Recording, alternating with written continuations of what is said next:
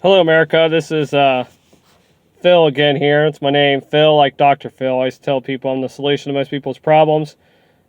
And let me break it down to you what's really going on here. So, like told you guys before, I am a state certified firefighter and been a firefighter since I was 16 years old and have a lot of training, would go to trainings as much as possible.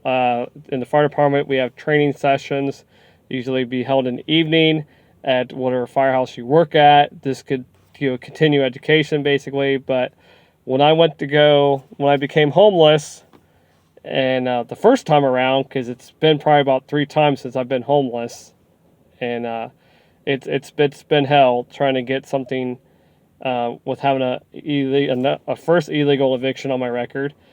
So, which stays on your record for about 7 years here in Ohio if you get a eviction. So, after the lawyer told me that he screwed up and I'd have to pay him $1,000 to get the eviction off my record. And I said, hell no to that, because anybody in the right mind, why should I pay for somebody else's mistake?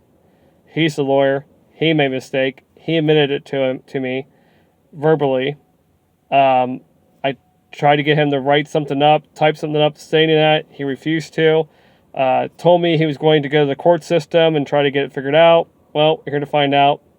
He never did. So, I had to wait 7 years but I mean, I had some places to live, was able to work something out and everything with that on my record, but we were able to work with people and have a place to live. Every place I moved into or lived at, I always took that place and like I said, Mr. Fix It, figure things out. I see a problem or see an issue, I want to try to address it and make it better, make it beneficial for everybody. So that's what I did.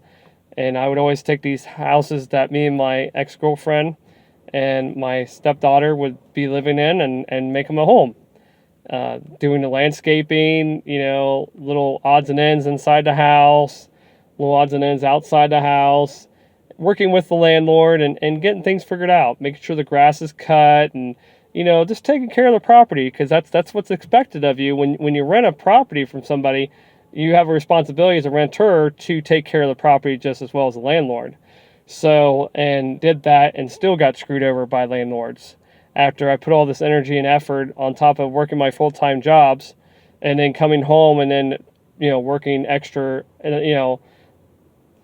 hours or so to, put effort in to keep the house and the property looking good and everything. Because my girlfriend at the time, she was busy raising the child and doing mother things and being a mother and to the child and being a good,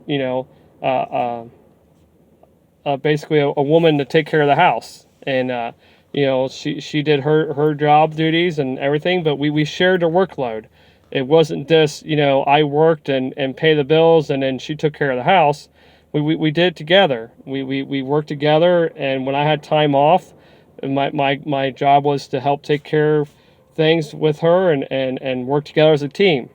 And we did very well at that. We took care of stuff and it was a team effort between me and her and the child to get this house, keep the house going and everything. So whenever I come home from work, and there are certain things that I had to take care of and do to make sure of, and it wasn't being a pansy or giving in to certain things.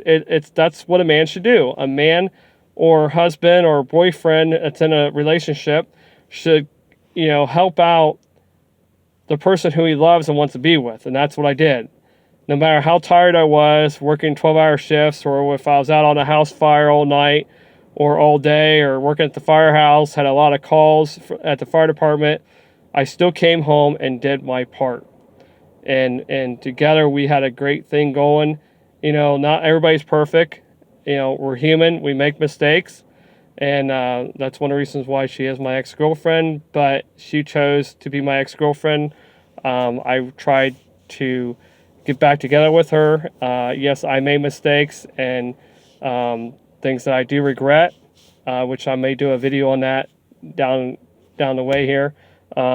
talking about that, but we want to let people know that it can work if you put your mind to it, and you take care of business, and you make things work. You make it work for the both of you, and try not to get misguided by misguided advice or anything like that. Try to listen to somebody who's been there, that's experienced it.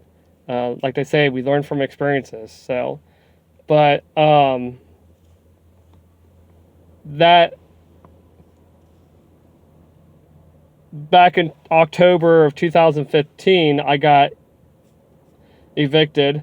Landlord stopped taking the rent money. Here to find out, the neighbor lady across the street just retired and had all this money. She didn't know really what to do with it, and she wanted her son to live across the street from her. They were trying to get this house prior to us going there, and we were able to be there for about 3 years.